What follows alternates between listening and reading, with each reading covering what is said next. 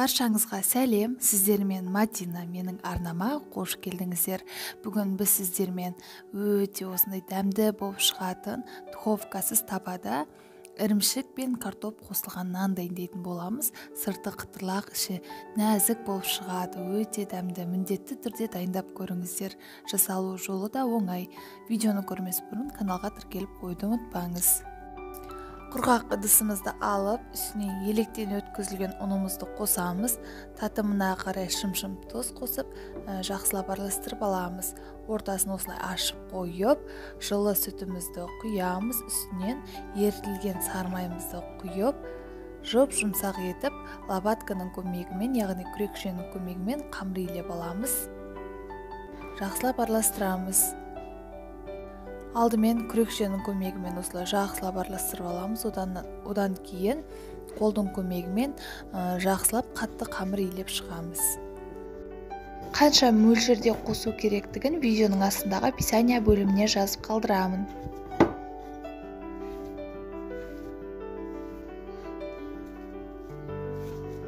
Қамырды осылай 3-4 минут жақсылап илеп болғаннан соң бетін пакетпен жауып, ыдысымызды салып, тоңазытқышта жарты сағаттай ұстайтын боламыз. Сол аралықта салмасын дайындап аламыз.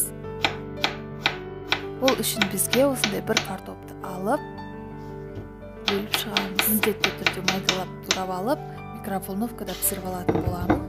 Сіздер қайнатып пісіріп алсаңыздар болады. Бастысы картопты пісіріп алуымыз қажет. Осылай майда бөліктерге бөліп, ыдысқа салып, микроволновкаға 5-7 минут аралығында пісіріп аламыз. Бетін пищевая пленкамен жауып, пышақтың көмегімен осылай бетін тесіп шығамыз.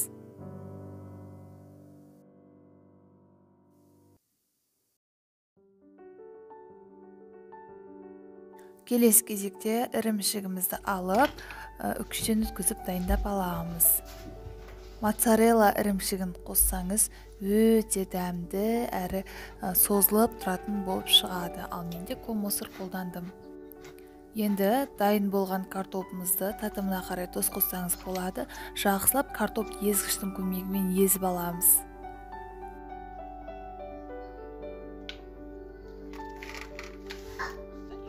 Жақсылап езіп алған картопымыздың үстіне 2 ас қасықтай майонез қосып, жақсылап араластырамыз. Сол кезде біздің картопымыз сұйық, жақсы жағылатын болады.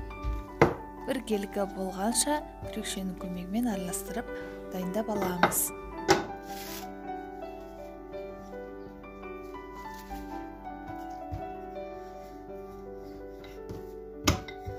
Мінекей біздің картоп дайын. Келесі кезекте енді қамырымызды аламыз да дөңгелек етіп, оқтаудың көмегімен жайып шығамыз.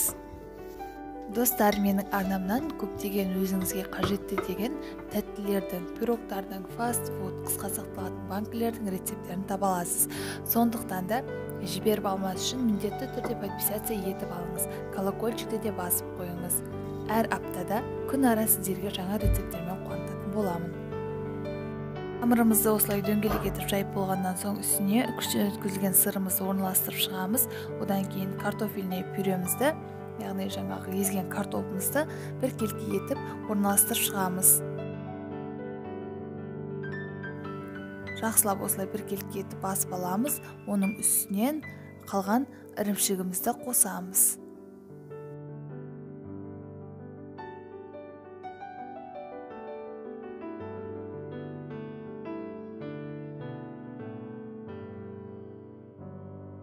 Енді қолдың көмегімен осылай дөңгелек етіп, қамырымызды біріктіріп шығамыз. Қамырымыз қатты жұқа болып кетпеуі қажет. Орташа қалыңдықта жаямыз, және де осылай дөңгелекше етіп, барлығын біріктіріп аламыз да қолдың көмегімен басып шығамыз. Енді оқтаудың көмегімен ақырындап, ажыраған жерлері болса, қолдың көмегімен осылай жапсырып жіберсеңіз болады. Осылай жайып аламыз, үлкейтіп.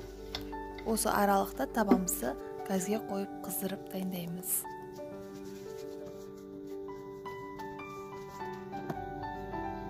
Дөңгелекше етіп жайып алдық. Табамызды қыздырып, үстіне сары майды жағатын боламыз. Асты күйіп кетпеуі үшін отымызды жай қоямыз. Енді нанымызды саламыз. Осылай бетін жаппай 2-3 минут аралығында астыңғы беті қызарғанша ұстаймыз. Астыңғы беті қызарғандығын осылай көріп аламыз. Қызарған болса егерде үстіңгі бөлігіне сары май жағып шығамыз. Біркелкі етіп барлық жеріне жеткізіп жағамыз.